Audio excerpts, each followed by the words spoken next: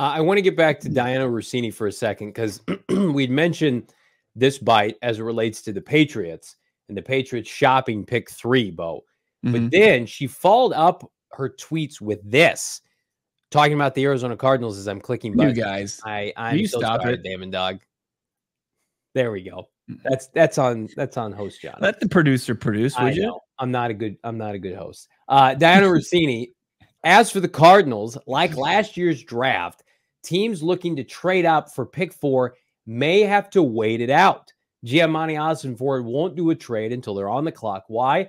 Arizona, and this is important, everybody, wants to maximize the value in order to squeeze competition as much as possible. Why would he do that if he's taking a receiver at 4? Like, I'm genuinely, that's not me being cynical or a smart ass. I'm asking everybody, why is he trying to squeeze these teams that are multiple teams at 1 pick 4 if he doesn't plan on using that leverage? Because he could sit there right now and put the card in for MHJ. If the New England Patriots take Drake May, why is he doing that?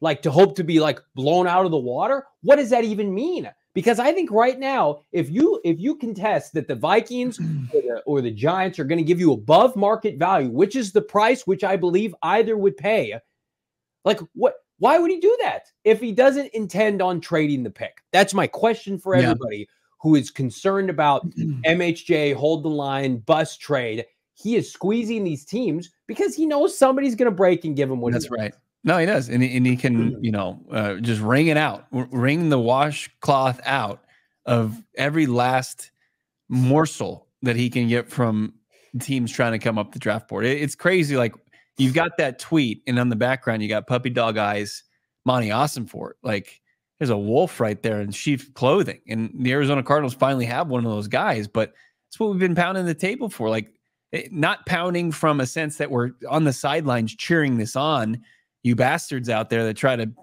say that we are pro trade down. Killer Rex, pessimistic. No, realistic. Welcome to reality. Welcome to reality, friend. What have we been saying? He wants to maximize the 4th overall pick. He wants, and that can look very different ways. Like, if the draft dominoes fall a certain way, and it have to be very specific for the 4th overall pick to lose its trade value, then Monti Ossenfort sticks and picks, and the best way to maximize the value of the pick is taking Marvin Harrison Jr. If the trade proposals from the respective 3 to 4 teams that are interested don't match the value that Monti Ossenfort's looking for, he's not maxing out the value of a trade down for the 4th overall pick. He sticks and picks, and the best value of the pick is taking Marvin Harrison Jr. That's the whole thing. But the way he's laid it out, he used the analogy. I love my house. I want to stay here. I want to raise my family here. But if somebody knocked on my door and just blew him away with an offer that he couldn't refuse, he's going to round up his wife and his kids, and he's going to move out, and he's going to take the bag. He absolutely is. Let me ask you this. Do you believe that they know exactly what it would take for them to move off of pick 4? Yeah, today? I think that they do. And I think that they even believe that they can get more. I think their eyes they're hungrier. Don't you? Like, I think they know they can get more. Yeah. Absolutely. I like, these teams are not in a position, Bo, to nickel and dime the Cardinals. That ain't happening. Like, we go chalk 1, 2, 3 with Caleb, Jaden, Drake May, and you got multiple teams vying over JJ McCarthy, as crazy as that is. Like, we have talked about 3 1s from the Vikings plus, right? 3 1s and a sweetener. We've talked about the Giants. Benjamin Albright's been on this show.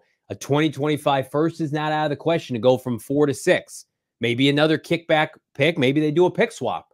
Like, to me, it's like, just say it out loud. Teams, deadlines spur action. Teams will become more desperate. So we're just trying to caution everybody. If the first 3 picks go the way we assume they're going to go, and the Cardinals are on the clock, and there are teams that are desperate for JJ McCarthy, which we know they are right now today, what do you think is going to happen? Do you think that there is a potential for those teams to say, you know what, actually, after all this dialogue, after the preparation, after getting additional ammunition, if you're the Vikings, we're going to balk at your asking price on the clock? No, because the reality for those teams is they don't get their player. They turn around and look at their ownership, look at their team, look at Justin Jefferson and say, we don't have a plan. This is not a reliable plan. So that's why I go to bed every night and I'm just like, well, of course they're going to trade the pick. Unless New England trades out, of course they are.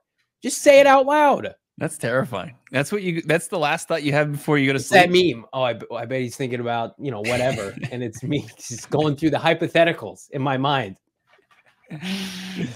There you are, tucked in your Batman pajamas, and you're thinking about Monti Ossenfort Cardinal trade downs. Ninja Turtle Snuggie. Absolutely.